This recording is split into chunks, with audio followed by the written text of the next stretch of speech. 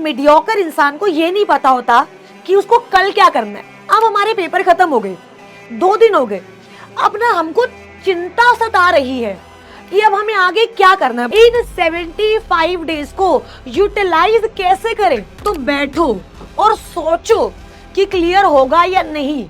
एक बात बताओ, you know what is the difference between highly successful people and average mediocre people?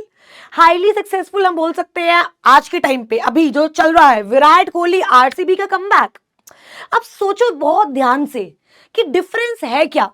जो एक डिफरेंस मुझे लगता है वो ये कि एक मीडियोकर इंसान को ये नहीं पता होता कि उसको कल क्या करना है, लेकिन एक इंसान जो कि बहुत ज्यादा सक्सेसफुल है या होने वाला है उसको ये पता होता है कि मुझे अगले 10 सालों में क्या करना है। आप जब भी किसी भी ऐसे इंसान के साथ बैठोगे जो बहुत एक्सपीरियंस्ड है, बहुत सक्सेसफुल है, तो आप उससे हमेशा कल की बात या परसों की बात नहीं सुनोगे। आप उसे 2 साल बाद ये करेंगे, 5 साल बाद करेंगे, ये सुनोगे, राइट। तो मतलब क्या है कि उन लोगों के पास ना प्लान तैयार रहता है। उनको रोज सुबह उठ के ये सोचना नहीं पड़ता कि आज क्या करेंगे। उनके पास प्लान है 5 साल का, 10 साल का कि हमें ये करना है। तो मतलब आप मैम क्या कहना चाहते हो। अब सुनना, अब हमारे पेपर खत्म हो गए, 2 दिन हो गए, अब ना हमको चिंता सता रही है कि अब हमें आगे क्या करना है। बताना ऐसा हो रहा है या नहीं हो रहा कि व्हाट्स नेक्स्ट। क्योंकि आज जब मैं ये वीडियो रिकॉर्ड कर रही हूं तो 10 जून है, रिजल्ट आएगा 25 अगस्त को। तो हमारे पास पूरा 30, 25, 55, 55 और 20 75 डेज हैं। इन 75 डेज को यूटिलाइज कैसे करें, मतलब क्या करें इन 75 डेज में, हम लोग को समझ ही नहीं आ रहा है। हमें यह भी पता नहीं है कि हमारा क्लियर होगा नहीं होगा, अब करना क्या। अब सुनना बहुत ध्यान से मेरी बात, देखो पहला कैटेगरी वाइज डिवाइड करते हैं। तुमने एग्जीक्यूटिव का, मैं मानती हूं, समझो तुमने एग्जीक्यूटिव का जो है वो एक ग्रुप दिया है, एग्जीक्यूटिव का तुमने एक ग्रुप अटेम्प्ट किया, ठीक है। तो बैठो और सोचो कि क्लियर होगा या नहीं। बैठो और सोचो। पता है, आपको पता है आपके मन में कि सच्चाई क्या है। आप मुझसे झूठ बोल सकते हो, अपने पेरेंट्स से झूठ बोल सकते हो, पर शीशे में खुद से झूठ नहीं बोला जाता। तो आप समझो पास हो सकते हो या नहीं। अगर आपको लगता है मेरे 50-50 चांसेस हैं पास के, या फिर मेरे मोर देन 50 चांसेस हैं, 2 सिनेरियोज। या तो ठीक है भाई अब पता ही नहीं चल रहा कि क्या है, या फिर आपको है कि पक्का पास हूं, तो प्रिपेयर फॉर नेक्स्ट ग्रुप।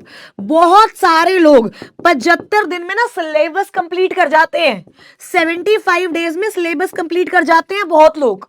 तो नेक्स्ट ग्रुप के लिए प्रिपेयर करो। अब मैम 25 अगस्त को रिजल्ट है, तुम्हारा एक ग्रुप क्लियर हो गया तो बल्ले बल्ले भाई, टेंशन की तो जरूरत ही नहीं है। फिर दूसरे ग्रुप की तैयारी ऑलमोस्ट तुम्हारी हो ही गई होगी 75 डेज में, और अभी आगे टाइम भी पड़ा है तो आराम से एग्जामिशन आ सकती है। मैम व्हाट इफ क्लियर नहीं हुआ, तो वो तब सोचेंगे कि अच्छा ग्रुप 2 इतना प्रिपेयर्ड है, ग्रुप 1 इतना प्रिपेयर्ड है, मार्क्स इतने आए हैं, अब क्या करना है। लेकिन अब क्या होगा, मान लो रिजल्ट आया और भगवान ना करे तुम क्लियर नहीं करे, तो तुम्हारा बैकअप तो कुछ नहीं है, ग्रुप अलग, दूसरा ग्रुप तो तुम्हारा प्रिपेयर्ड नहीं है। अब इस एक में भी तुम्हारे 120 नंबर आए हुए हैं, तो अब क्या करे इंसान, क्या करे।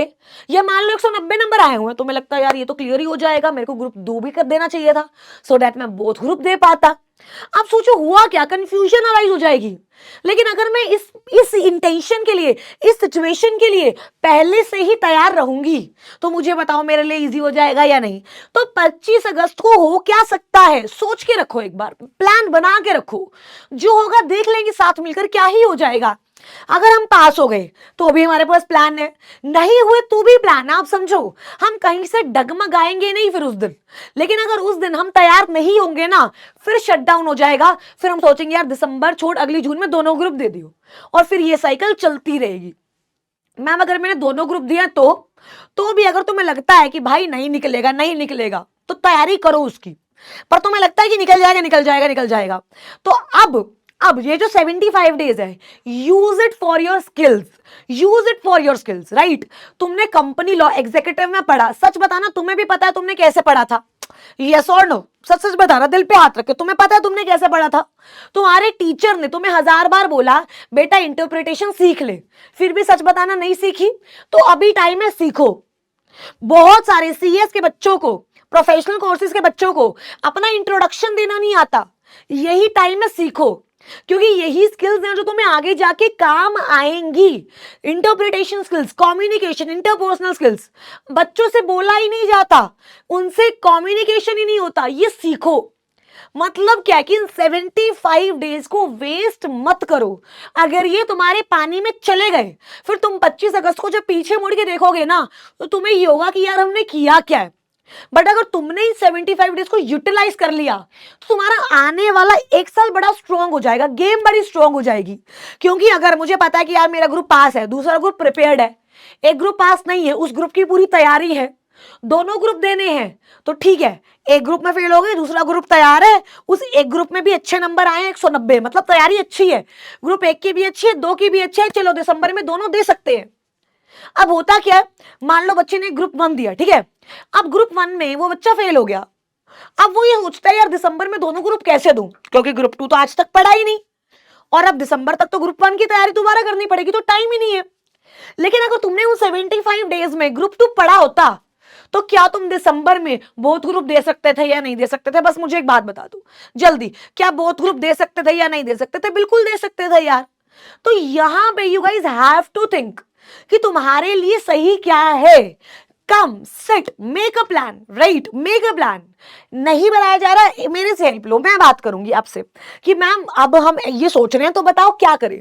बट फर्स्ट, अगर आपको घूमने जाना, आप घूमने जाओ, जो मर्जी करो 4-5 दिन, इन और 4-5 दिन अपने आप को रिलैक्स देना तो दो।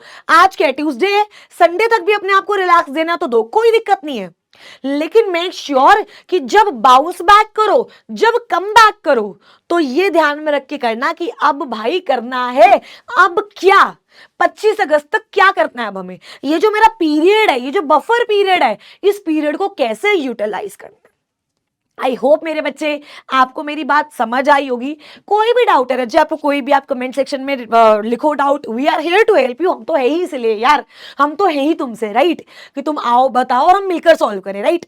तो कोई भी दिक्कत हो कमेंट्स में लिखना। बाकी all the very best, I am super proud on you, जिस तरीके से आपने उस स्ट्रेस को हैंडल किया है, and all the very very best for your future रजे। Thank you so much, have a great day ahead. Thank you.